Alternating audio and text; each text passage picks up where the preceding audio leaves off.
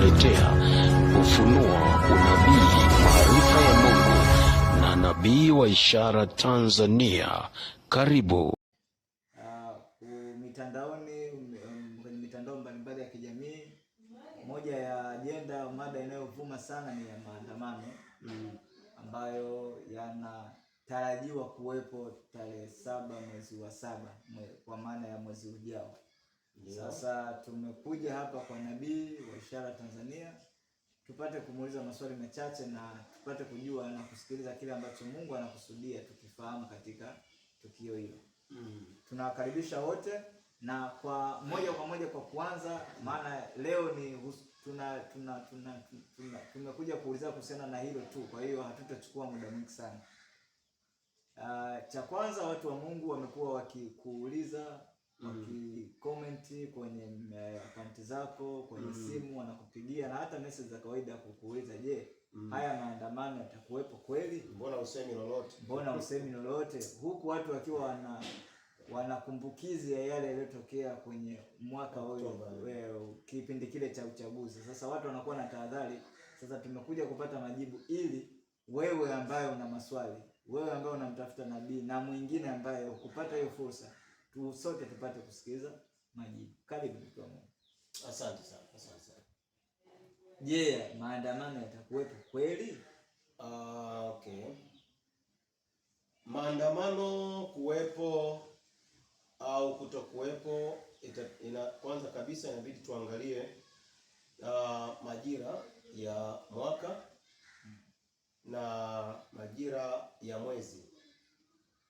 Kwa kuwa katika Mhubiri sura ya 3 inasema kila jambo na wakati wake, mimi siku zote hutumia majira na nyakati kutoa habari zinazokwenda kutokea, na wale watu wengi mmenizoea na mnaona hayo mambo huwa hivyo. Kwa kawaida unabii kutimia au kuto kutimia huwa unategemeana na waliosikia wameamua kusimama upande gani.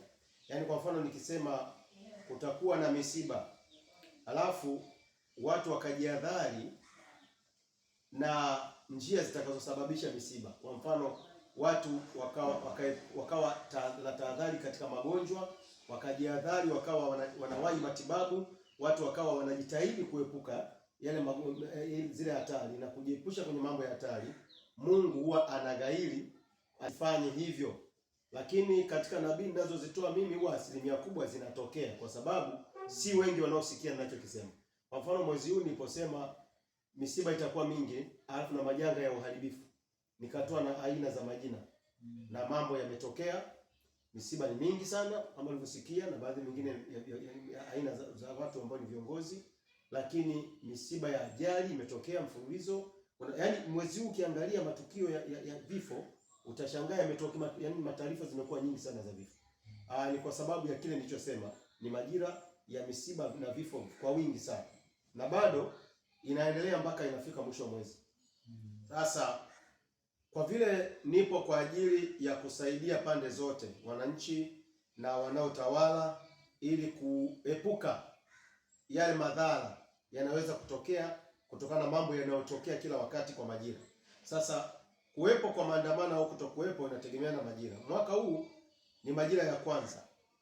Nilisema mapema katika unabii wa mwaka, ni mwaka ambao watu wanakuwa wako pamoja. Yaani watu wanakuwa wanalao nili. Kwa hiyo watu wanapokuwa na lao moja, huwa inamaanisha kuna mkusanyiko, kuna umoja. Hapo kutokea maandamano hakunaga kipingamizi au kupangwa kwa maandamano. Sasa kutokea au kutokutokea inategemeana na wahusika wa hayo maandamano, wataamua kurespondi vipi, kufanya maandamano au wanachokidai kikatolewa mapema, yaani haki ikatolewa mapema. Tayari kwa sababu maandamano lengo ni kuna kitu kile watu wanadai. Kwa haki ikitolewa, tayari ina maana kwamba maandamano yamefanyika katika mioyo. Hayakufanyika kwenye vitendo, lakini yanakuwa yamefanyika. Ile taarifa tu ya maandamano imeleta ile haki kufanyika. Tayari unakuta maandamano unasema ya kufanyika, lakini yanakuwa imefanyika kwa sababu mpaka ile haki ikatolewa, manake kuna maandamano ya midomo yametokea yaliyotokea yakafanya haki itolewe. Kwa hiyo maandamano yana aina mbili au matukio yote na neno mbili. Kuna maandalizi ya tukio yenyewe huwa ni tukio pia. Yale maandalizi tu ni tukio. Alafu mtu akaamua kutoa haki kwa sababu ya maandalizi, tayari manake yamefanyika, ila hayakufanyika kwa vitendo vya wazi. Unaona eh? Kwa sababu hata kwenye sheria tunajua mtu akidhamiria kufanya kosa pia anachukuliwa hatua. Hata kabla hajafanya. Yaani vile anadhamiria kufanya kosa, anachukuliwa hatua. Basi ndio hivyo hata kwenye maandamano, wanapopanga maandamano, unajua hayo tayari yameshaumbika. Yameshafanyika. Sasa haki ikitolewa kabla maandamano yanafanyika. Haki isipotolewa, maana yake maandamano hayo yanafanyika. Sasa tuangalie kwenye mwezi tarehe 7.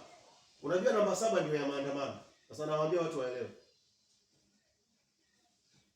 Namba 7 ndio maandamano. Wewe jaribu kuangalia taifa lolote, pita mtandaoni, ulizia taifa lolote lile duniani mwezi wa 5 ambalo taifa lina jina la TBK, mwezi wa 5, hutakosa katika mataifa hayo ambalo limefanya maandamano mwezi wa 5. TBK, kwa mfano Kenya au sijui Taiwan au sijui nini huko, TBK utakuta kumefanyika makusanyiko mwezi huo, kwa sababu 7 huwa ni namba ya makusanyiko. Sasa mwezi wa 7 kwa Tanzania haitoi namba 7, inatoa namba 9 ambayo inamaanisha movement ya watu kutoka upande huu kwenda upande mwingine. Sasa tatizo linakuja tarehe 7 na majira ya mwezi 7 ndio inaitika, inaonyesha ni namba 7. Yaani tarehe 7 mwezi wa 7 Tanzania, ukikalkulate zote pamoja, yani Tanzania tarehe 7 mwezi wa 7 inapatikana namba 7. Sasa ikipatikana hiyo, maana yake huwa inamaanisha maandamano au makusanyiko. Inaweza kuwa sio maandamano, kukawa na makusanyiko. Unaona eh? Kukawa na makusanyiko. Makusanyiko hayo ya amani sio ya amani, yakifanyika makusanyiko hayo mwezi huo, kuwa ya amani au sio ya amani itategemeana na mwitikio wa serikali. Lakini picha ya kinabii, hata yafanyike yale maandamano tarehe 7, waachiwe mfano wafanye, hakuna madhara yote yanayoweza kutokea. Sina maana watu waachie tu wafanye, sio kwamba mimi ndio natuma wafanye. Yaani kwenye ulimwengu wa roho hakuonyeshi madhara. 7 huwa ni amani, yaani 7 huwa ni upendo, 7 huwa ni amani, 7 huwa ni utulivu wa kukaa mahali pamoja tu wametulia. 7 huwa hata msiba ukitokea huwa unatokea mtu ambaye haumizi. Yaani mtu ambaye amepitiliza umri. Mtu ukisikia kumetokea msiba kwenye majira ya 7, huyo mtu ni mzee kupindukia ambaye hala haumizi mtu. Yaani majira ya 7 sio majira ya damu. Sio majira ya damu wala sio majira ya majeraha. Majira ya 6 ndio majeraha. Labda nifanye reference. Tarehe ngapi kutokea matatizo? Oktoba, ilikuwa Oktoba 20 ngapi? 29. Ni siku ile ndio ilitokea au ni siku ya pili? Ni siku ya pili eh? Siku ile ambayo ilikuwa tarehe 29 yenyewe. 29. Yes. 29 mwezi wa, tuchukue 29 Tanzania. Maana yake ilikuwa majira ya siku hiyo ilikuwa namba 4. Alafu unaona sasa hiyo namba ilikuwa yani moja kwa moja ilikuwa sio rasmi. Sio rasmi kwa maandamano. Namba 4 huwa ni tukio linalofanyika linaitwa dhoruba. Inaitwa dhoruba. Sasa mwezi wa 10 maana yake ilikuwa inawakilisha namba 5 pale. Kwa hiyo ilikuwa ni dhoruba ambayo itakuwa na msuguano kwa sababu ya namba 5. Kwa mwezi ni namba 4. Ambayo yani automatic huwa inakuwa ni dhoruba. Yaani kuna tukio la dhoruba ambalo linaleta hasara, unanielewa? Yaani namba 4 kwa mfano ikimpata mtu anapata hasara ya fedha, inajulikana hata kwenye unabii zangu mnafahamu huwa ninatumia hivyo. Anapata hasara ya fedha, kunatokea hasara ya mali, alafu kuna madai, kuna mashtaka hapa inatokea, yani inaitwa dhoruba. Alafu wakati huo ni dhoruba ambayo inaweza ikasababisha muujiza.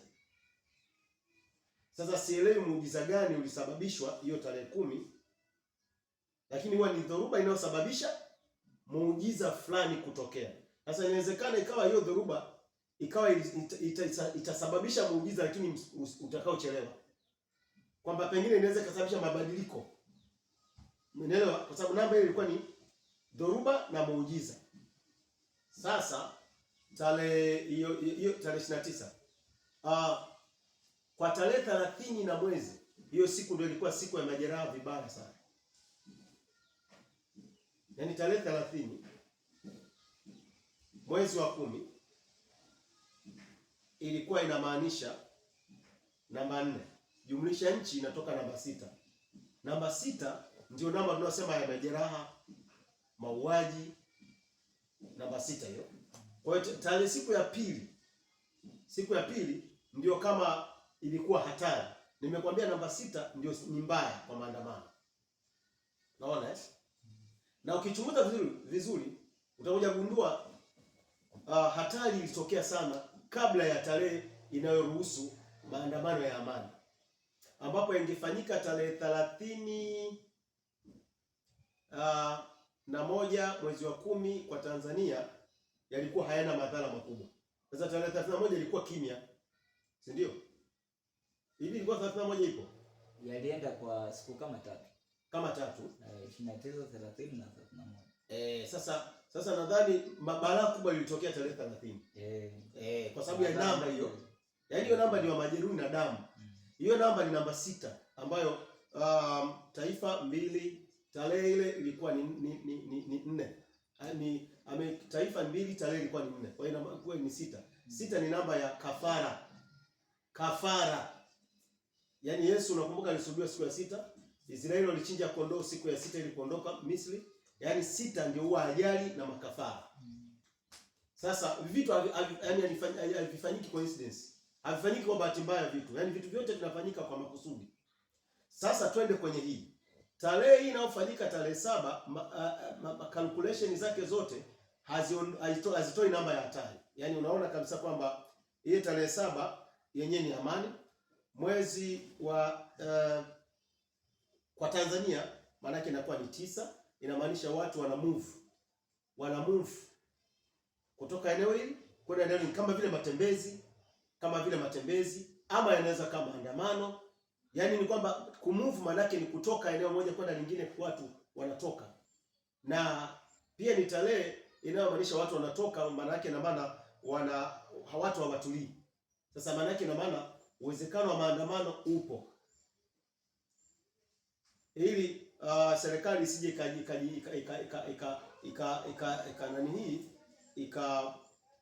ikapuuza kwamba hayapo, alafu wakahamaki wakafanya makosa kama yale yaliyofanyika. Heri wajue kwamba yanaweza kawepo kweli, ili wajipange haki kikatiba kufanya nini kwenye maandamano ya kama hayo yanapotokea. Unajua mwezi wa 10 nahisi kama hawakuamini kwamba yangetokea. Kama wangekuwa wamejua yatatokea kabisa, wangejipanga kwa ajili ya kuyadhibiti kihalali. Sasa walivyoona yametokea, kumbe yametokea. Sasa unajua jeshi lolote kama halitakuwa na taarifa ya maandalizi ya mapambano, unajua linahamaki. Sasa likihamaki, unajua unapata madhara, kwa sababu mtapiga hovyo, itakuwa si vita. Yaani hata kama ni vita nchi nyingine imejipanga kule, kama imewashtukiza, yaani mtakurupuka, mnaweza mkauana hadi wenyewe. Kwa nini? Kwa sababu imehamaki. Sasa mimi ningependa jeshi la ulinzi na usalama la polisi wao wachukulie kwamba maandamano yapo, ila wajipange kufanya kikatiba, kisheria, kwamba watafanyeje ili kutokuleta madhara kama yatakuwepo. Maana unabii unaonyesha kabisa yatakuwepo, sababu taarifa ya siku na nchi jumlisha mwezi ule wa 7 inatoka namba 7. Yaani sikiliza, chukua nchi, chukua siku, chukua mwezi, inatoka namba 7. Na hivi vitu vitatu, jibu la vitu vitatu ndio linakuwa kamili. 7 inamaanisha kusanyiko la watu. Kwa hiyo ni kwamba uwezekano upo. Sasa kutokufanyika au kufanyika itakuwa itegemeana wao watachukua hatua gani ili yafanyike, lakini roho ya maandamano siku hiyo ipo kabisa. Kwa hiyo nijibu kwamba ipo. Labda niangalie kama kuna swali lingine. Sawa. Kwa mujibu wa jicho sasa la kinabii, ndio nini sababu ya hayo maandamano? Umeshatujibu kwamba uwezekano upo, ila jeshi la polisi wajipange vizuri. Sasa je, nini sababu ya hayo maandamano? Sababu ya maandamano nayo ngoja nichunguze kiroho. Kwa mwaka ni kukusanyika pamoja kwa ajili ya uongozi, yaani 1/3 ndio majira ya mwaka. Majira ya mwezi wa 7 Tanzania ni 9, manake kufika mwisho, kikomo, kukomesha jambo fulani lisiendelee. Unaona Alafu 9 inamaanisha unakumbuka nilisema pale Kutoka. Kudai kutolewe kitu fulani, haki fulani, mtu fulani. Yaani majira ya mwezi yanaonyesha msukumo mkubwa wa maandamano. Kuna kitu kinadaiwa kitolewe, haki, mtu au kitu. Kwa sababu ni namba, yani mwezi huo kwa mwezi wa 7 kwa nchi ni 9. 9 manake kudai. Yaani amini kutoka, kutolewa, kuondoka, kuondolewa. Yaani hapo kuna madai ya kuondolewa, kutoka, kutolewa. Sio, naelewa vizuri? Yaani ndio madai yatakayo kuwepo hapo. Sasa kutolewa nini? Pengine haki, kutolewa mtu, kutolewa kitu. Sasa unapokuja kutafsiri kwenye uhalisia unasema kwani kuna nani anatakiwa atolewe? Unaweza ukasema wanataka kutolewa, labda kuna kiongozi atolewe. Sasa watu wanasema, wengine wanasema labda Lissu, wanasema ndio sababu. Rudi kule. Nenda kule. Hebu naomba je, John huku mtoe huyo. Yaani wakimtoa Lissu, nguvu ya maandamano yote haitakuwepo. Na kwenye unabii unakumbuka nilisema kwamba watu walisema anatoka mwezi huu wa 6. Mimi nikasema kwamba mwezi wa 6 haionyeshi kutolewa, bali atakuwa kuna tatizo fulani, na hata akitolewa atakuwa na hali fulani ambayo ya maumivu ya moyo. Unakumbuka Nikasema lakini majira yake ya kutoka sasa hii ni mwezi wa ngapi? Wa 7. Sasa ina maana wasipomtoa mwezi wa 7 kwa namna ipi? Yaani iko hivyo. Ukijua kwamba wananchi wanataka nini, ukagusa mahitaji yao, huwa wanatulia. Wakati wanatulia hawana haja ya kujua chochote kinachoendelea. Unaweza ukafanya rushwa na ufisadi unaotaka. Sasa unajiuliza hawa viongozi wenyewe pia ina maana hawajitakii mema? Yaani unatengeneza tatizo lisilo na maana yoyote, linakuja linakuathiri wewe mwenyewe. Kwa mfano, hebu tuone faida ya kuzuia maandamano. Faida ya kuzuia maandamano mojawapo ni ile ya Oktoba. Si yalizuiwa maandamano? Yalizuiwa. Si ndio walisema kabisa kwamba na tumefanikiwa sana. Tuangalie faida ya kuzuia ile maandamano. Kwenye nchi hii tumepata faida gani mpaka sasa hivi maandamano hayo yalivyozuiliwa? Tuseme ukweli, kimsingi hakuna faida. Je, kimataifa tuna faida yote tunapata baada ya maandamano kuzuiliwa? Hatuna faida. Je, kuna hasara? Hakuna hasara baada ya ile maandamano kuzuiliwa? Hasara ni nyingi. Nimeona kwenye taarifa hasara ni nyingi, ikiwa ni pamoja na kuzuiliwa misaada kwenye nchi. Na inapozuiliwa misaada kwenye nchi, wanaokwenda kuteseka ni wananchi.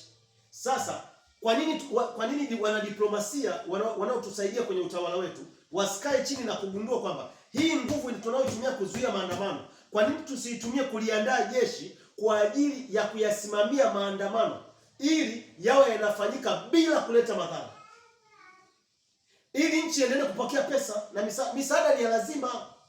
Mtangazaji nisikilize, misaada ni ya lazima kwenye nchi. Kwanza kabla ya misaada ni takwa la kikatiba. Yaani ndio maana nikakwambia nimetakwa kwanza ni la kikatiba. Yaani kabla ya mambo mengine. Umenikumbusha kitu. Ikiwa yani kwenye taifa lolote jambo lolote likiwa la kikatiba huwa Mungu anasimamia. Yeah. Likipingwa hilo, anayepinga hilo, iwe ni mwananchi atapata madhara, iwe ni uongozi, utawala utapata madhara. Kuna kipindi nilizungumza hapa nikasema msaafu ni kwa ajili ya Muislamu. Muislamu anayeamini msaafu akiukiuka anapata madhara. Si mnafahamu? Biblia ni kwa ajili ya Wakristo.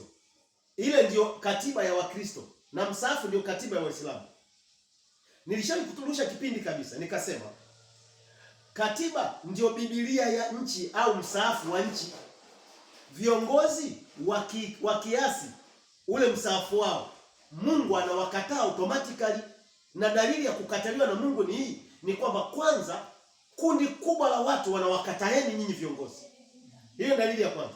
Pili, kunatokea mikwamo, yani mnakwamishwa kwenye njia zenu zote mnazotaka kujenga vizuri nchi na uchumi, mnakwamishwa. Hiyo ndio dalili ya kwamba kuna laana ya kupindua katiba au kupinga katiba au kuharibu katiba. Yani katiba ni reli ambayo ukigonga tu treni inapinduka. Ukipasua tu kipande, awe ni mwananchi anapasua, atapata madhara. Awe ni mtawala anapasua, atapata madhara automatiki.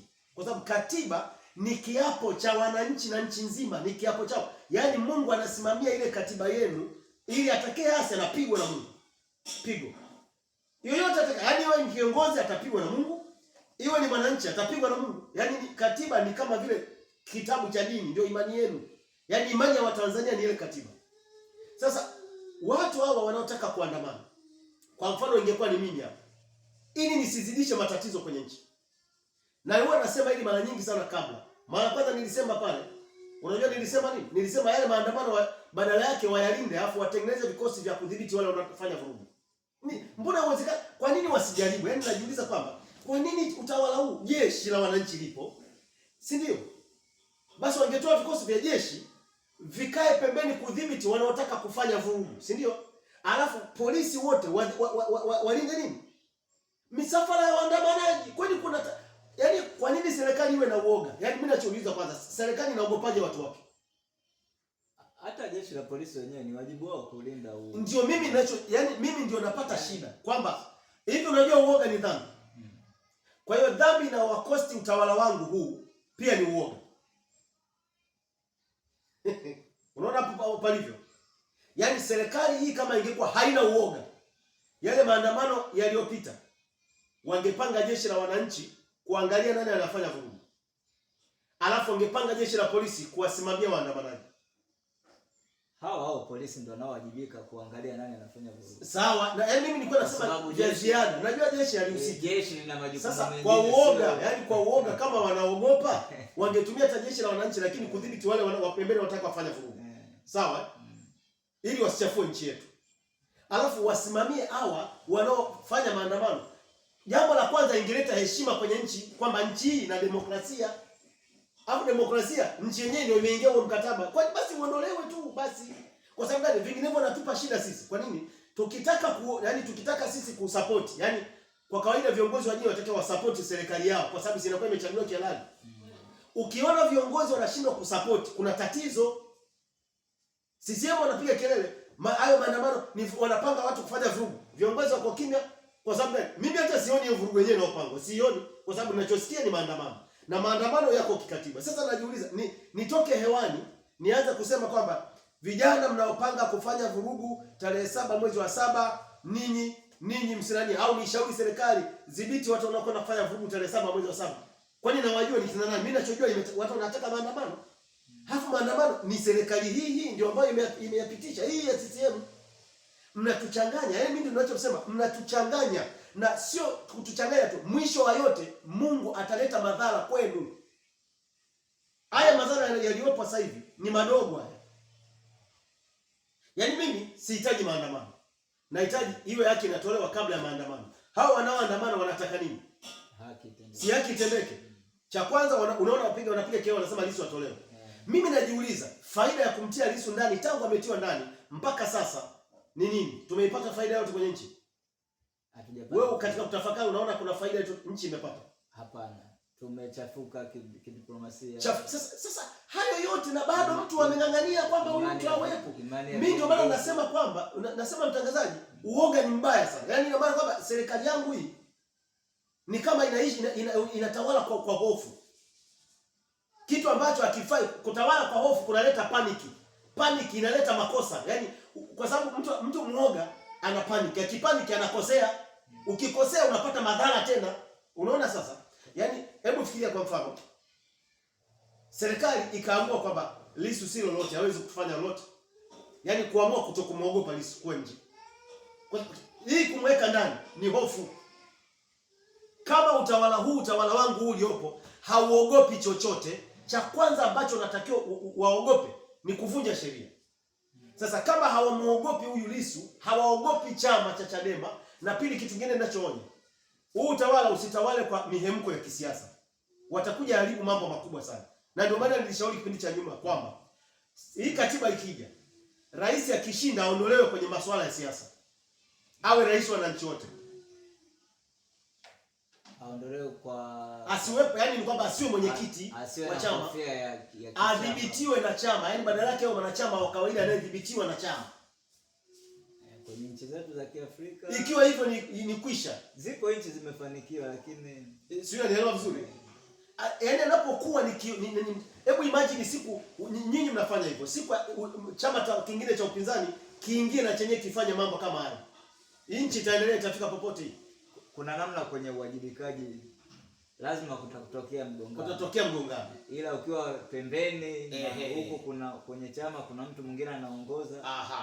Itakusaidia hata wewe kwenye uwajibikaji. Yes. Ndio maana sasa madhara tunayopata ni madhara hayo kwa sababu rais wetu na yuko connected na chama moja kwa moja. Sasa wakati mwingine chama kinaweza kikakosea, kikataka kujihami dhidi ya wapinzani, kinamshirikisha rais. Unaona? Kikimshirikisha rais ambao yeye sio wa CCM, ni wa Tanzania nzima, anajikuta anafanya maslahi ya chama, anawaudhi wa Tanzania. Unaona sasa? Unaona mkorogano huo unaotokea? Kwa mfano, Lissu kama rais angekuwa hana uchama wote. Yaani rais ana majeshi yote haya. Rais ana polisi wote Tanzania nzima. Huyu Lissu akiwa huru anamsumbua nini? Tunaelewana vizuri? Lissu akiwa huku huru uraiani anamletea shida gani? Zaidi ya yote kuna chama atakituliza kitakuwa kifanye vurugu. Kwa hiyo unaamsha vurugu ambazo hazina maana yoyote. Yaani unamshika mwenyekiti wa chama, unamweka miezi mingi ndani, wakati unamweka ndani unazidi kuchafuliwa kimataifa na umetulia. Sasa wakati mwingine sisi watu wa Mungu tunasema ukimwona mtu anakosea na bado anaendelea kukosea na anaona anakosea na bado anaona ni sawa, tunasema kuna tatizo kwa huyo mtu. Sisi watu wa Mungu, kama kanisani kuna mtu anakosea, unaambia unaona unavyokosea, angalia nilivyokutia sawa, angalia na pale hasara, angalia, lakini bado anakwambia mimi naona niko sawa. Lazima kuna tatizo kwa huyo mtu. Kuna tatizo kubwa. Sisi kwa tunasema huyo mtu ana matatizo. Kwa sababu haiwezi mtu wote aliye na akili timamu hawezi kufanya kitu ila anapima hasara na faida. Sawa? Mimi nimesoma masomo ya uongozi juu ngazi ya degree. Tumeambiwa hivi, wakati mwingine kuna mazuri katika matatizo. Hiyo naijua pia. Kwamba kuna matatizo yanatokea alafu ndani ya haya matatizo kuna mazuri yake. Hiyo najua kanuni hiyo. Lakini kuna wakati tuliambiwa viongozi tunakumbuka tulifundishwa kipengele fulani. Kiongozi si mtengenezaji wa matatizo bali ni mtatua matatizo. Anapaswa kuwa mtatua matatizo. Yaani kiongozi anapaswa awe mtatuzi wa matatizo ili kutuliza jamii. Kiongozi akiwa mtengenezaji wa matatizo maana yake ile sifa ya kiuongozi haipo ndani yake. Kwa sababu gani? Jamii haitatulia siku zote. Na isipotulia, nchi haitulii. Kama ni unatawala kanisa halitulii, kama unatawala msikiti hautulii, na kama unatawala eneo halitulii, jimbo halitulii. Yaani hakuwezi kutulia wakati utatui matatizo, unazalisha matatizo. Sasa moja kati ya mambo yanayozalisha matatizo. Wala unajua katiba wala ilikuwa si tatizo, kama mfano kama kuna mambo angeka. Unajua watu wanapiga kelele katiba kwa sababu gani? Usimamizi. Ngoja nikuulize kitu. Si tunasema jukumu kubwa kabisa ni katiba. Ndio. Ibadilishwe. Ndio. Waonaje rais sasa akaamua kwa mfano sasa hivi? Si wameshasikia kelele za katiba. Akaamua sasa rais kwamba sasa hivi atatoa uhuru wote wa vyama kufanya mikutano yao, wapige kelele wanavyotaka, waongee wanachotaka, ila wasivunje sheria. Anayevunja sheria watamshughulikia kawaida. Hamna utekaji wakati huo, unanielewa? Hakuna utekaji, hakuna nini. Watu hawawezi kurudisha imani kwa rais. Imani itarudi, alafu watajisaulisha madai ya katiba. Kwa sababu wataona mbona inaruhusiwa kila kitu. Kwa sasa kwa mujibu wa hoja za chama tofauti na chama tawala, wao madai yao makubwa ni katiba mpya. Ndio maana nakwambia hivi, mtangazaji, nisikilize. Vipengele hivyo viwe wazi kwenye katiba. Nisikilize. Sasa hivi kuna kidogo. Sababu ya hayo yote wameumizwa tayari. Yaani kwamba katika tunachosema katika tukataka kukubaliana tuweke kwenye katiba. Sasa mimi natoa mfano sasa. Kwa mfano katiba isibadilishwe. Mimi sio nataka katiba isibadilishwe. Nasema mfano. Alafu rais akaamua kabisa yeye kubadilika kabisa. Unaelewa? Kwa sababu ana uwezo kufanya hivyo. Yes, ni rais. Ndio, anaweza. Akaamua kubadilika kabisa. Hoja zote wanazozitaka watu wakazitekeleza bila katiba kubadilisha. Unafikia watu wataendelea kupiga kelele na katiba? Yaani kwa mfano uchaguzi kwa huru, wabunge wakawa wanashinda kihalali. Kuna mtu atadai katiba? Unaona kabisa, yaani kwa mfano ACT wabunge 100 wameingia bungeni, Chadema wabunge 150 wako bungeni, CCM wabunge labda 155 ni wako bunge. Karibu wanakuwa sawa, kuna kelele ya katiba utaiona. Watu watakuwa na matumaini, wanajua haki inatendeka. Kwa hiyo kelele za katiba unazoziona zinatokana na watu wenyewe kuto kuamua kufanya yanayotakiwa, wanaamua kufanya yale mambo mabaya kwa sababu katiba ina support ile sana ya katiba. Wataendelea na maisha kama kawaida. Yaani kawaida kabisa. Yaani mfano uchaguzi kwa halali, matokeo yakawa halali. Hawadai katiba, mimi nakwambia. Ila katiba inaweza kubadilishwa kwa mbele ya chama kingine chenyewe. Tena nikwambie kitu. Nikwambie hii siri. Wakinyamaza hivi, yaani wakiamua kuwatoa hiyo haki, hata Chadema ikishinda, wakiona kumetulia, haibadilishi katiba. Watabadilisha mambo machache. Kwa nini? Na wao wataogopa kuweka katiba hiyo ina meno makali, itawangata. Hayo tusubirie. Mimi nahisi. Nisikilize mpaka wao siwaamuli. Lakini mimi ninachojua ni kwamba ile mamlaka ya rais ile, kwa mfano Chadema akaingia. Na wakaona yale yaliyopo kule juu.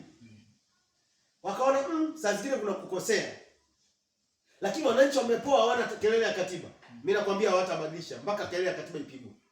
Sasa kwa vile kelele ya katiba inapigwa kwa sababu ya madhaifu ambayo tayari yameshatokea, kinachotakiwa hapo ni utawala wayafanye yale mambo ya msingi. Kwa mfano swala la Lissu kuwepo ndani, kungangania kuwepo ndani, inachafua tu nchi, hafa haina faida. Yaani faida inapatikana wapi?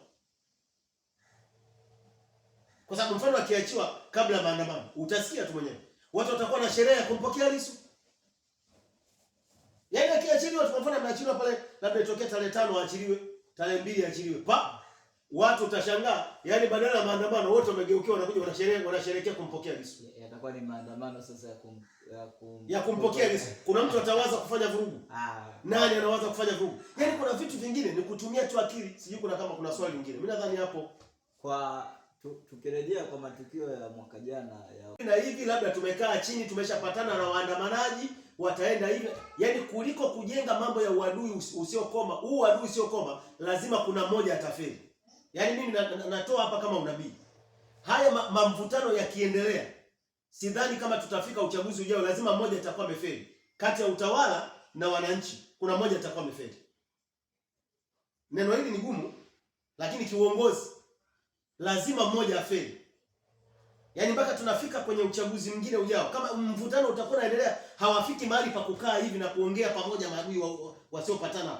Alafu hapo utakuta wanaotuchonganisha na kutuletea shida ni CCM na vyama pinzani vyenzao. Yaani CCM ambao ndio wanashika madaraka kule kutumia ile uungwana kwamba hapa hebu tujifanye wakati mwingine sisi ni marafiki na hawa, tukae nao chini tuangalie jinsi tunavyoweza kuongea na kupatana. Wao wanaamua hamwezi kuongoza nchi hii permanent kama hamtakubali kukaa chini kuongea na wananchi wenu. Maana hao wapinzani ni wananchi pia, si ndio? Yaani wewe ukiwa ni kiongozi, yaani mfano mimi kanisani kiongozi, alafu kuna mashemasi tunalumbana. Sawa? alafu kuna waumini pale, si ndio?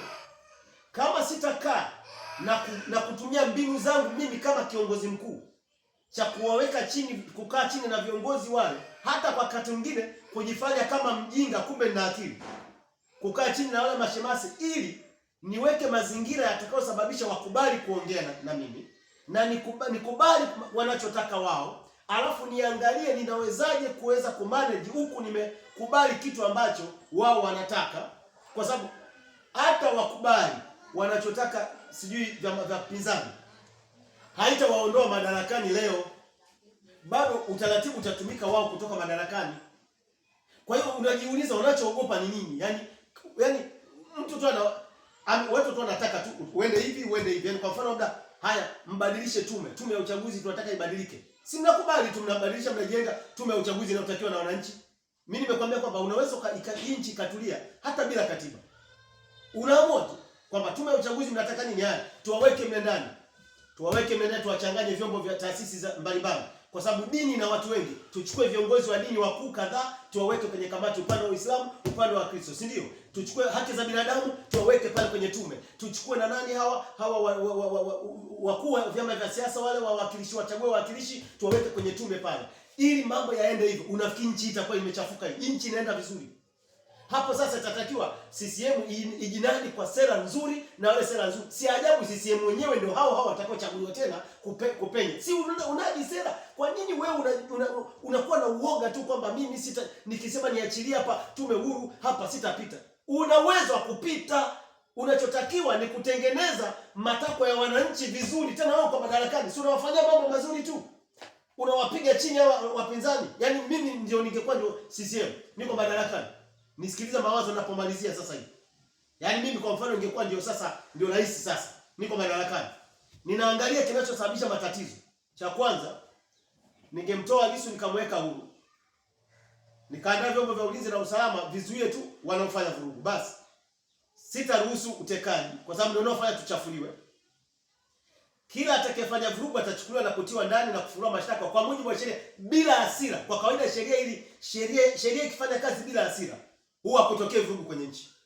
Yaani kwa mfano mfuasi wa Chadema sawa kafanya vurugu, kachoma sheri labda, alafu akakamatwa. Sawa?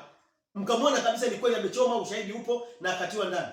Nyinyi Chadema mtakuwa na nguvu ya kuweza kusema kwamba ameonewa? Hapana. Si unaona? Ila kwa mfano amechoma sheri, alafu akatekwa. Mkaona ametekwa. Unajua mtakachofanya mtasema ameonewa. Kwa nini? Utekaji haupo kwenye katiba. Yaani nchi inavurugwa na ufahamu tu wenyewe ambao wanautawala kwa kukubali kukaa katika kinachotakiwa. Yaani na wana uwezo wa kufanya hivyo. Sijui kwa nini wanashindwa kufanya hivyo. Yaani kuituliza nchi, mimi ndio rais. Yaani Lissu namtoa. Nikishamtoa anaangalia wanasiasa wanataka nini? Wanataka tume huru. Nitawaita kwanza watu wangu wa CCM, naambia jamani, ni wakati wa haki sasa. Naomba sasa hivi mwe wapole, tuhubiri haki, alafu tuwafanyie watu, si tuna hela za kutosha tayari, sisi tuko madarakani. Tuwafanyie watu kabla ya uchaguzi pale, tufanye matukio ya kuwachanganya wananchi, ya kuwagusa wananchi, alafu tuende kwenye uchaguzi kama mtu atachagua chama pinzani. Wananchi wenyewe ni hao Tanzania, wakifanywa kitu kizuri tu dakika mbili wameshalewa. Kwa hiyo unaona kabisa matatizo haya kwenye nchi yanasababishwa na watu kutokuwa na nini ya uongozi. Yaani tuseme nini ile ya uongozi? Yaani kutokuwa na ile uadilifu, cha kwanza, tunu ile ya uongozi. Yaani watu hawana ile huruka ya kuwa kiongozi. Yaani ule moyo wa kuwahudumia watu haupo. Mtu yuko pale ni kama vile utafikiri anataka maisha yake yeye ndio yaende. Sasa ukiwa namna hiyo lazima hutaona ya wananchi wanataka nini na hutakubali wananchi wapate wanachokitaka. Matokeo yake wewe ndio utakayeishia kwenye matatizo. Kwa sababu wananchi watakuwepo mpaka Yesu anarudi. Ila wewe lazima utaishia njiani. Kuna mahali utafika utagota. Unanielewa vizuri hapo? Tunakutumia kweli. Yaani wananchi watakuwepo mpaka Yesu anarudi. Kwa hiyo huwezi kushindana na wananchi. Unachotakiwa ili wewe ufaidi maisha, jaribu kuwafanyia wananchi kitu ambacho kitawachanganya na kuwafanya wakukubali. Sasa badala yake unakuta siku hizi kinachotumika, yaani unatengeneza watu wa kukupigia debe, wa kukutetea, wanaitwa machawa. Sasa mimi chawa atanisaidia nini? Yaani chawa aniambie mtu mzuri wakati sijaona kizuri alichokifanya. Yaani sio anaelewa vizuri. Yaani mtu hajafanya hicho kizuri, afu chawa ndio amsemee kwamba yule ni mtu mzuri. Haitasaidia tena, unawatia tu hasira. Yaani ili mimi nilishawahi kutoa video moja nikasema kabla ya uchaguzi fulani sio mwaka wa Kikwete, kipindi kile Kikwete, nikasema hivi jamani, hakuna rushwa nzuri, hakuna hongo nzuri kama ya kuwafanyia wananchi kitu kizuri kwenye eneo wanachokilalamikia kabla ya kampeni za uchaguzi.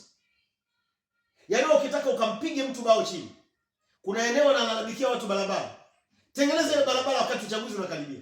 Haraka sana. Wanalalamikia kisima, tengeneza visima vya kutosha. Maana hela unazo. Yaani badala kuhangaika kuhonga watu wakupigie debe, unapoteza hela bure. Fanya vitu wananchi wanataka, alafu nenda kwenye kapu la kura, uone kama utakuta kura zote ziko pale. Mimi nimalizie kwa kusema kwamba naomba tu serikali yetu hebu ichague kufanya mambo ya haki.